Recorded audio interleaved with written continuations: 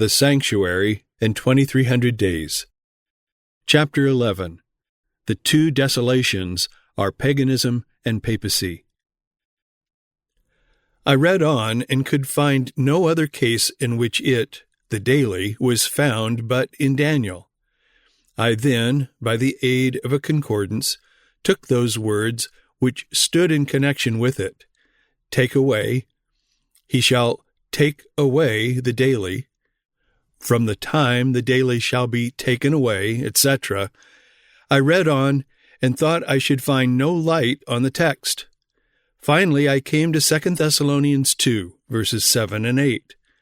For the mystery of iniquity doth already work, only he who now letteth will let, until he be taken out of the way, and then shall that wicked be revealed, etc.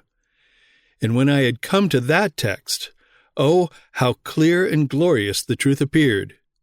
There it is. That is the daily. Well, now, what does Paul mean by he who now letteth or hindereth? By the man of sin and the wicked, popery is meant. Well, what is it which hinders popery from being revealed? Why, it is paganism. Well, then, the daily must mean paganism. Second Advent Manual, page 66. It needs no argument to prove that the two grand forms of opposition by which Satan has desolated the church and trod underfoot the sanctuary of the living God are none other than paganism and popery. It is also a clear point that the change from one of these desolations to the other did occur under the Roman power. Paganism from the days of the kings of Assyria down to the period when it became so far modified that it took the name of popery, had been the daily, or, as Professor Whiting renders it, the continual desolation, by which Satan had stood up against the cause of Jehovah. And indeed, in its priests, its altars, and its sacrifices, it bore resemblance to the Levitical form of Jehovah's worship.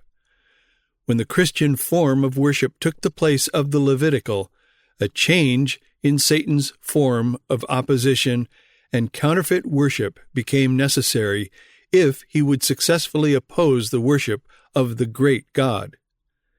And it is in the light of these facts that we are able to understand our Lord's reference to the abomination of desolation in Matthew 24, verse 15.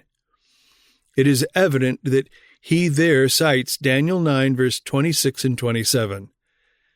Now, although we do not understand that paganism in the year 70 had given place to popery, we do understand that that same power which then appeared, modified somewhat in name and form, was the very power that should, as the abomination of desolation, wear out the saints of the Most High.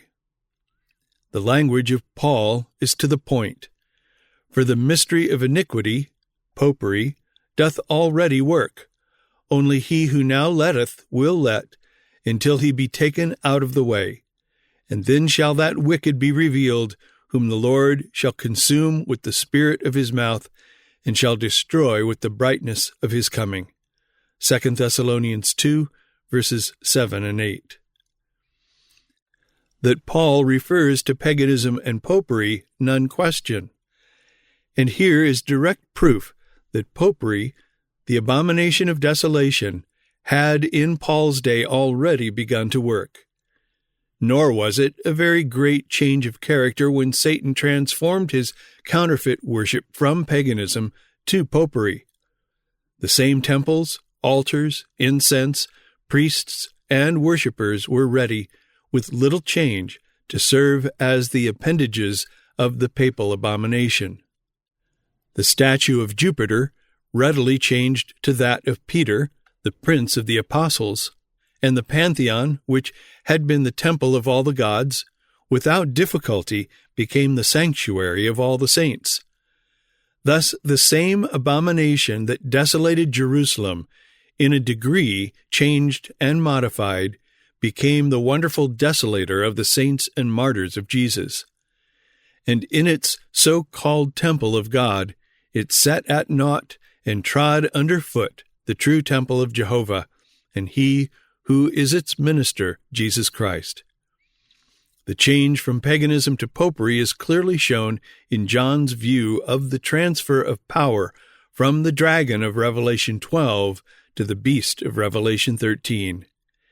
And that they are essentially the same thing is evident from the fact that both the dragon and the beast are represented with the 7 heads, thus showing that, in a certain sense, either may be understood to cover the whole time. And in the same sense, we understand that either abomination covers all the period.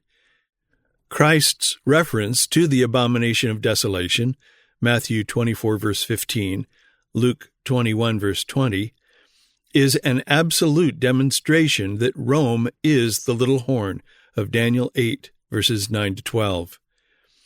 Having shown that there are 2 desolations by which the sanctuary and the host are trodden down, we now notice the fact that there are 2 opposing sanctuaries of Daniel 8.